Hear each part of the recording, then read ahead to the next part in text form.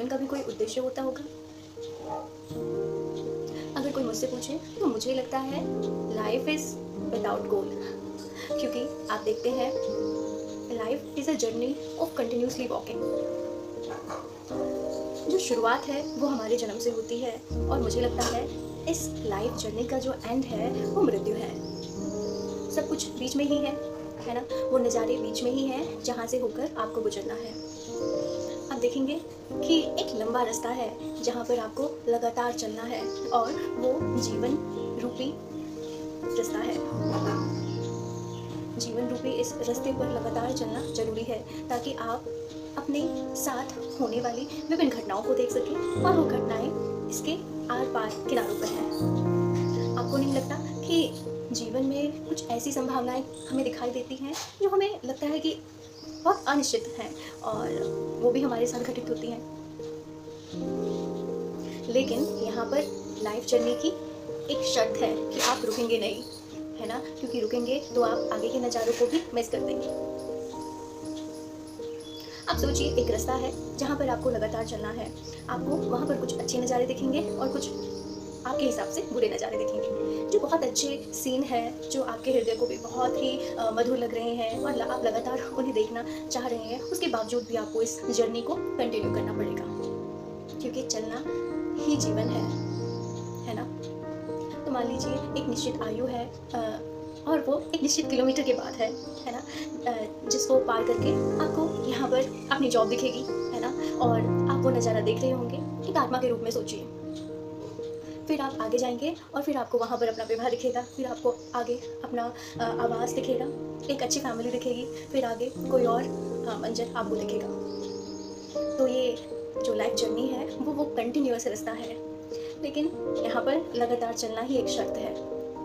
हम क्या करते हैं, कई बार अपने जो हमारे साथ हालात हैं उन्हें देखकर बैठ जाते हैं कि अब हमारे बस का कुछ भी नहीं। तो क्या हम आगे की उस जर्नी पर रोक नहीं लगा रहे हैं? फिर हमें लगता है जो चीज़ हमें 25 वर्ष की आयु में मिलनी चाहिए थी वो हमें 30 वर्ष की आयु में मिल रही है, क्योंकि रुके तो आप ही थे ना। वो देर किसने की? वो आप ही ने तो की, क्योंकि ये जर्नी तो आपको ही तय करनी है ना। और यहाँ पर ये भी है कि इस जर्नी में बहुत सारे साथी आपको मिलेंगे, लेकिन एट द एंड आपकी जो कार है ना, वो आपको ही ड्राइव करनी है। आप किसी के दुख और सुख के लिए रुक नहीं सकते हैं, है ना? आपको बहुत सारे साथी मिलेंगे और कुछ बहुत दूर तक आपके साथ भी चलेंगे, लेकिन एट द एंड ये आपकी जर्नी है और आपको लगातार ही चलते रहना है। अगर आप यहाँ पे किसी सीन से डिटैच हो जाएं तो वो आपके लिए उतना ही अच्छा है, लेकिन अगर आप अटैच होकर किसी चीज़ को देखते हैं तो नज़ारे कुछ ऐसे भी होंगे जो आपको बांधने की कोशिश करेंगे, और आपको वहाँ पे बंधना नहीं है, कंटिन्यूसली चलते जाना है। इसलिए बोलते हैं कि हमें एक साक्षी के रूप में जीवन जीना चाहिए। अब यहाँ पर साक्षी बनने से क्या मतलब है? तो साक्षी भाव का मतलब है कि हम जीवन को उस सीन जी की तरह एंजॉय करना सीखें, कि ठीक है, हमारे जीवन में जो परिस्थिति आएगी उसे हम एक साक्षी के रूप में देखेंगे कि हाँ, हमें ये जो सीन है उससे जो भाव क्रिएट हो रहा है उसे अनुभव करना है, लेकिन अटैच नहीं होना है और आगे बढ़ना है। चाहे आप रो के आगे बढ़ो या हंस के आगे बढ़ो, आप देखोगे।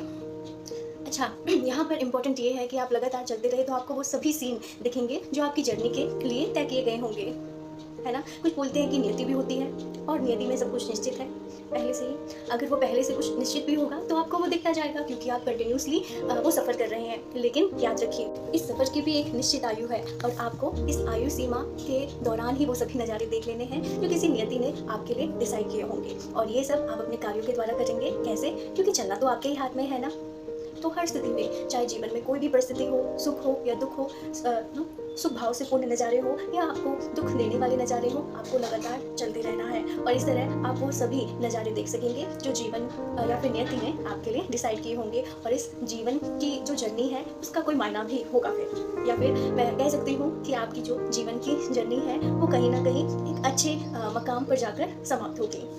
तो लगातार चलते जाइए, कीप वॉकिंग। Thank you. अगर आपको मेरी वीडियो थोड़ी सी भी पसंद आ रही हो तो इस चैनल को शेयर करें और सब्सक्राइब करें।